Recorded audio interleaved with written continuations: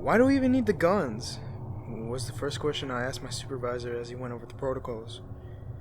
The room's empty, right? It's just in case anyone tries to enter or leave the room. He responded coldly. Leave? Don't worry about it. Just do as you're told and everything will be fine. I had been hired alongside Mark to guard an empty room in a small town storage facility. To the best of my knowledge, he had just appeared one day out of nowhere. Since then, only 3 people had gone inside, all of which died within a minute. During their short visit into the room, a camera had been set up, delivering a constant live feed through which we could observe the room, though nothing had ever been seen within an eerie aura surrounding the place.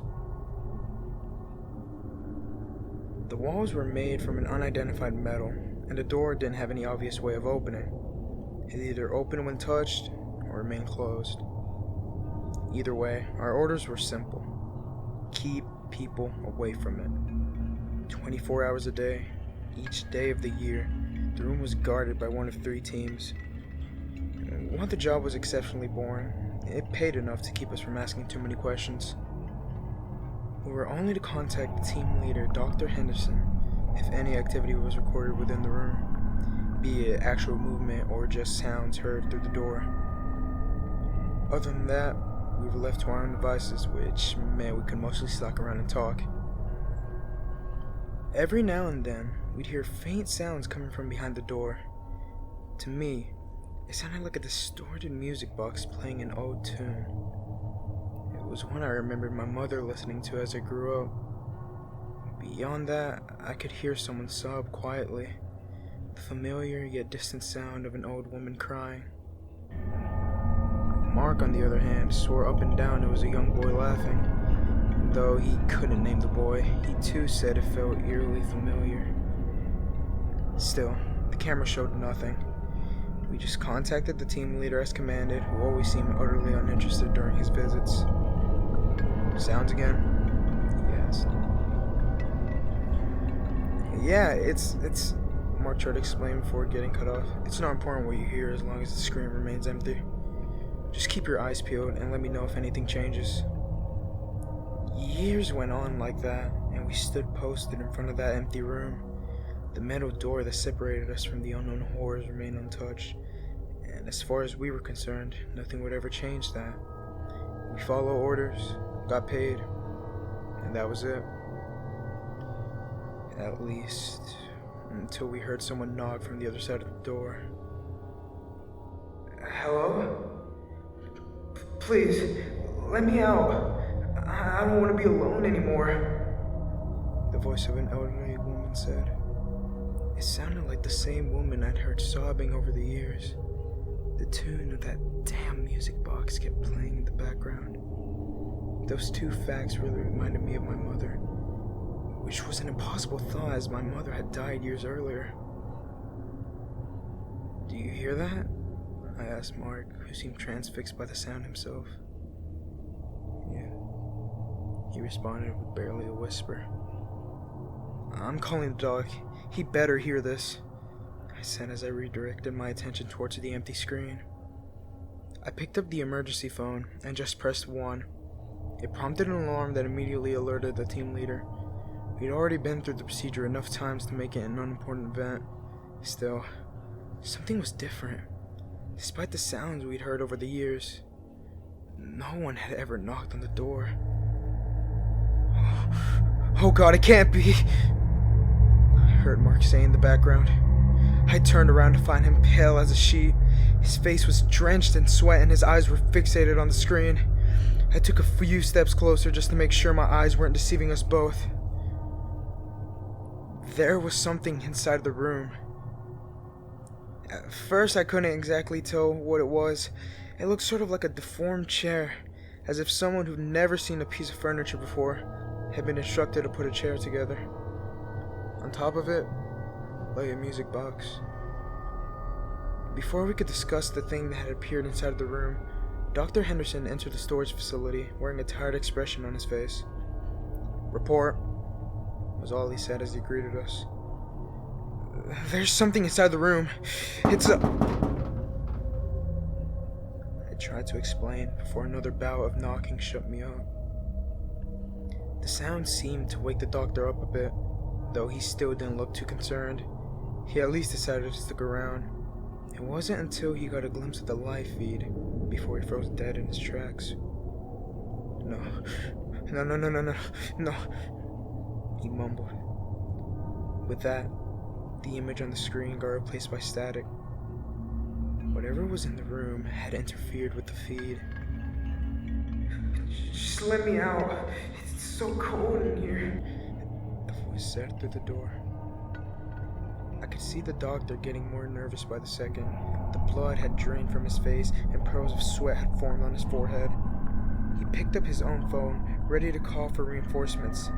But just like the live feed, the phone refused to work.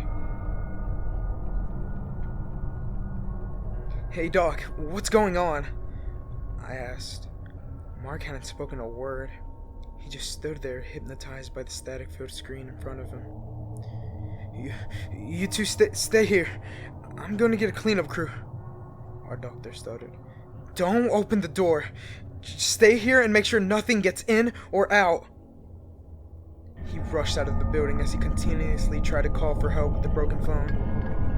Once gone, Mark and I gave each other a quick glance before another knock redirected our attention to the door. Do you see him? Mark asked after a moment of silence. Him?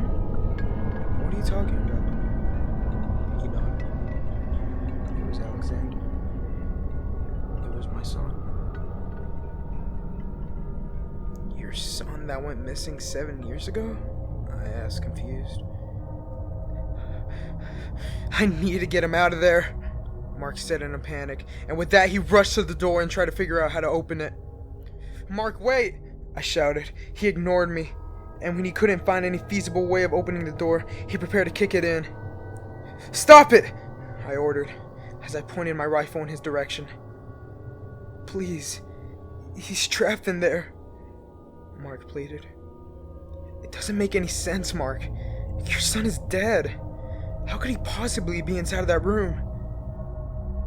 I can't lose him again. I just can't. His words were oddly rid of emotion, as if his words weren't his own. Mark, you're not yourself. Please, just calm down and let me deal with this. Surprisingly enough, he complied with my demand. Still, I needed to get him safely away from the door. While I didn't have anything to tie him down with, there was a closet around the corner I could lock him inside. Just take a few steps back and come with me, I said carefully. He nodded without arguing, and I started to relax. I lowered my rifle ever so slightly and gestured for him to move away from the door. He turned around, and before I could react, he picked up a chair and threw it at my face. One of the legs hit me in the eye and I immediately fell to the ground. As I lay there in agony, Mark took the opportunity and jumped on top of me. Then he swiftly hit me over the head with his own rifle. While I was in a haze, Mark tied me to the same chair he'd thrown at me. I didn't even know where he had gotten a rope from, but I was absolutely stuck. Mark, don't do this. The doctor will be here with help any second. By then, the knocking had turned to hammering, and the pleading voice was screaming to be let out. Mark had tears streaming from his eyes. I knew we weren't hearing the same sounds, but I needed to get through to him. Please, whatever's in there, it's not your son. Shut up. I need to do this. He was clearly crying, yet his words carried no emotion. Again, he tried to open the door. That time he merely had to touch it before it just swung open. On the other side, it only revealed a pitch-black void of darkness. For a moment, Mark just stared at the emptiness. The music box had stopped playing, and the woman begging to be let out had been silenced. I'm so sorry, he said before something violently pulled him into the room. As he vanished, the void seemed to pour out into the rest of the storage facility. All the light that had previously occupied my surroundings was eaten up by the ever-expanding darkness. Once it had passed me, I felt the temperature drop to 0, muffling each and every sound in the area. "Mark!" I called out, still stuck in my chair. There I sat in an absolute silence, praying that the doctor would return with reinforcements. I could hardly see 2 feet in front of me, but there was definitely something moving around in the room. Just vague shapes emerging through the door, producing wet footsteps as they walked in my direction. I didn't dare to make a sound. Mark had vanished, and in his place, the air had filled with a sickly metallic stench. I tried to quietly wriggle myself out from my seat, but Mark had timed me up too well. All I could do was hold my breath as dozens of silhouettes walked past me, leaving the room. A few minutes passed, and the footsteps settled down. It felt as if the creatures had left the room, but the darkness lingered. Still, I didn't move an inch before I saw the facility filled with flashlights. The doctor came running in with a dozen guards, all brandishing bizarre heavy weapons. They quickly cleared the room, placing themselves in front of the open door that led into the void that swallowed Mark. "Oh God," a couple of them mumbled. Dr. Henderson was the one to untie me. My wrists were raw from the struggle, but I was left otherwise unharmed. "What the actual fuck happened here?" he demanded to know. It was Mark. He went in the room. With that, my boss rushed to peek inside. I followed shortly behind him. The weapons the guard held weren't typical ballistic rifles. Instead, they shot out powerful blue beams that penetrated the void, causing the darkness to retreat to the corners. Finally, we could get a glimpse of what actually happened inside.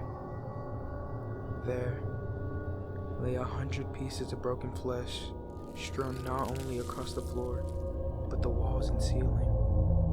They defied gravity and simply covered every available surface with bloody chunks of meat. That, mixed with the clothes fragments, made it easy enough to identify the mangled corpse. It was Mark. Then I noticed something that immediately caused me to puke onto the floor. I saw a chunk of flesh containing an eye. Though it was absolutely impossible, the eye darted around the room in a panic. It blinked. It even responded to the light. It was alive. Another chunk contained part of his mouth. It moved around in strange directions, as if trying to scream, but being unable to. Then we saw a piece of his heart, still contracting pointlessly, and muscle fibers hopelessly trying to move limbs that weren't there anymore. "Seal the room now," the doctor ordered. "But he's alive," I said, still not believing it. "He made a choice to go inside. Do you want to suffer the same fate?" The guards closed the door without speaking a word, started putting plates of metal over it. A part of me wondered why they hadn't done that from the get-go, but I couldn't bring myself to ask any questions. "Did anything leave the room?" my boss asked. I just nodded. "Did they touch you?" "No."